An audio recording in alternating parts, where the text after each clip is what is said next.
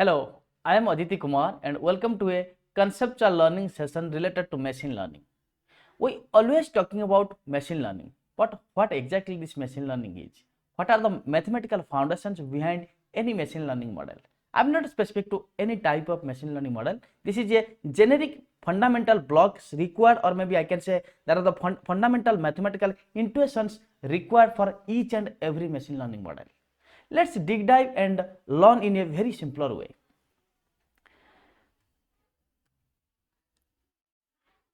There is a very beautiful and interesting mathematical intuition behind any machine learning model. There are certain stages, I can say, or maybe certain type of mathematical parameters or mathematical functions related to each and every machine learning model. But starting from this particular mathematical block, we need to understand what is exactly the machine learning. So machine learning is a branch of artificial intelligence, and it is basically the phenomenon or concept through which we are adding a learning capability in the machine, in the computer system. This is exactly the way, or maybe I can say the algorithm through which we can extract the pattern or hidden insights from the data. From the data means from the past data. Think about one scenario. We are having certain past data, past history of data. So from there, we are basically just creating some pattern and we are taking the decision for future, or maybe we are learning something from that particular past history data. The same way, we are putting some mathematical intuitions on the top of this past data so that the computer system will try to learn the exact pattern behind the particular data sets. And in future, suppose any new same type of data is coming into the in picture in the real world, then it will take appropriate decision. If I am talking about mathematical intuition behind machine learning, there are certain pillars, I can say, which is related to each and every machine learning model. So first one is data representation. Then second one is model hypothesis. Then third one is objective function. Fourth one and a very important one is optimization algorithm. And my last one is generalization. These are the very high level and very strong pillars of each and every machine learning model. Let's go through one by one to understand better and better. So data representation. If I am talking about data representation means from the data we are basically representing a exact real world problem. For example, here I have given house price prediction model. This is a model, or I can say some algorithm we are building which can be used to predict the house price. So if I am talking about data representation, that means we are first thinking about what are the past data we are having, what is the pattern of data, I can say. For example, what are the number of input variables we are having, what are the number of characteristics we are having in the data set, or how, if I am talking about a particular problem statement, how that particular data will help us to solve this particular problem. If I am talking about house price prediction, then do you have any information about house price? Can we take as a label, I can say? Can we take as a output variable? Can we take other components as a input variable to derive the house price?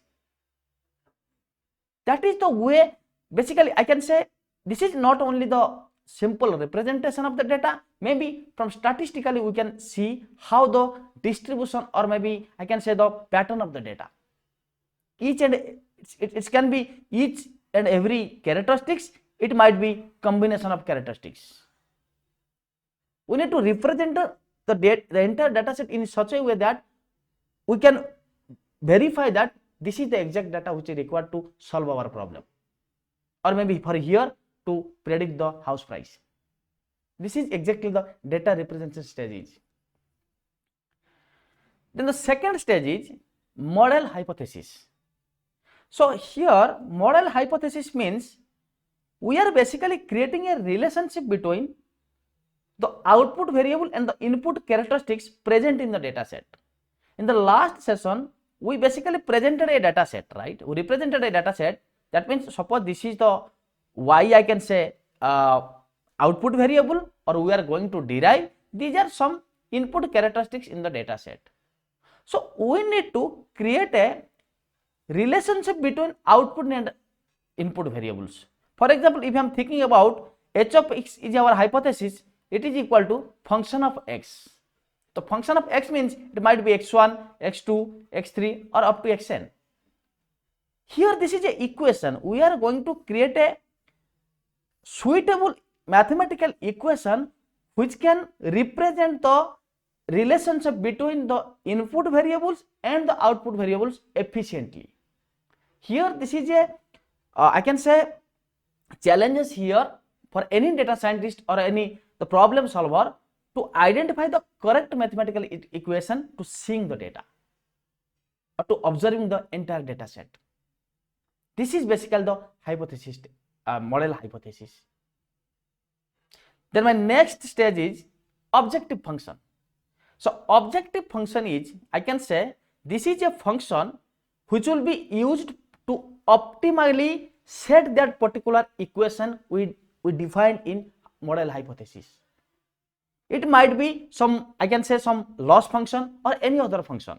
If it is a loss function, definitely we are going to reduce or optimally reduce that particular loss function so that our efficiency will be more. Objective function is a again it is a mathematical equation or function through which we can identify what are the number of errors or maybe what are the amount of errors, what amount of loss we are having in that particular model. Model means in the hypothesis function, I can say. This is basically the concept, and we can only focus on the objective function because we are going to optimally define that particular hypothesis function using this object function only. Then the next step is optimization algorithm. Optimization algorithm is it is using the objective function to set the optimal parameter for the hypothesis function or model hypothesis, I can say. There are certain different algorithms for optimization algorithm. Gradient descent is a very popular one today world. But again, it is exactly using the objective function to define the correct hypothesis function. And my last pillar is generalization. We need to make our hypothesis function robust. We need to make our hypothesis function generalized so that tomorrow suppose any new observation we are getting related to any real world problem specific to that house price prediction, we can easily predict or maybe define the correct house price by taking the set of unknown or maybe unseen input variables. That's why we need to set the hypothesis function efficiently from our data and in the generalized way. It is not something like for a certain set of the data that particular hypothesis function will work correctly. When it will basically see any unknown data set, then it will basically react abnormally. No, that is not the concept of generalization. We need to build that particular function or we need to optimize that function using our objective function in such a way that it will be generalized. It will work efficiently for unseen data. That is basically the concept of generalization. Let's summarize in within a complete picture. So I am having the data with me, right? This is the data set. This is some we are basically extracting some insights of the data, I can say. With the help of this particular data, we are basically setting a hypothesis, which is basically our model hypothesis, and it is a mathematical equation. It is a mathematical equation. Then again we are basically deriving one output and we are using our objective function to measure the I can say measure the efficiency of this particular function, particular hypothesis function. Objective function is used to measure what are the amount of loss we are having in that particular function or in that particular model. First we are checking the output, what is basically the output, and we are having a real output with our hand. Then we are using that objective function, we are optimizing the hypothesis function.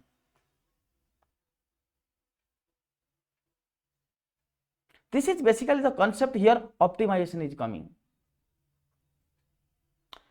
So starting from data observation or data analysis to our optimization, the complete picture basically a machine learning model, and finally we are getting a generalized model, so that we can use for unseen data. These are basically the fundamental pillars. It might vary, maybe I can say from model to model. For example, for a certain model 1, the optimization algorithm is different, objective function is different, or maybe the model hypothesis is the different function, but again this is a mathematical function. I am not specific to any type of function. Again, this is a mathematical function, and there are lots of functions like this. It might be a hypothesis function, maybe model hypothesis, which is a mathematical equation, I can say. So it can be a single equation, or maybe it will be a combination of multiple equations in a composite way, or maybe this is a there is a certain condition or criteria through which you can derive that particular mathematical equation effectively.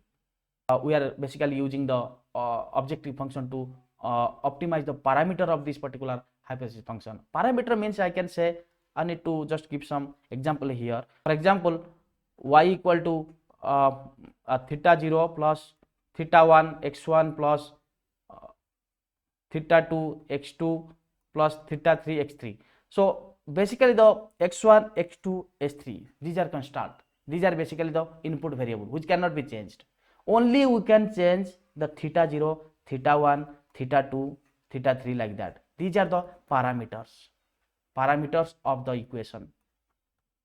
We can set the optimal parameter using different optimization technique with the help of objective function, but we cannot change the input variable. Input variable is constant. This is basically the complete picture behind any machine learning model.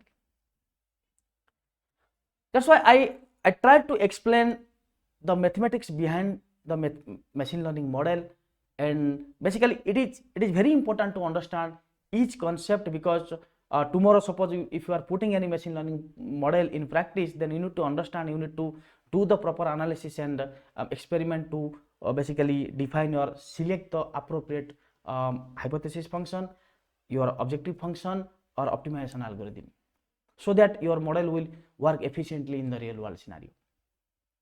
Thank you very much for watching this video. Please do subscribe my channel and enable for the notification, so that whenever I am uploading any new content, you will get notified. And also please share this particular video, and it will be beneficial for others also. And please put the comment in this particular video also, so that maybe I can try to improve or maybe modify the content in future according to the requirement. So thank you once again for watching this video.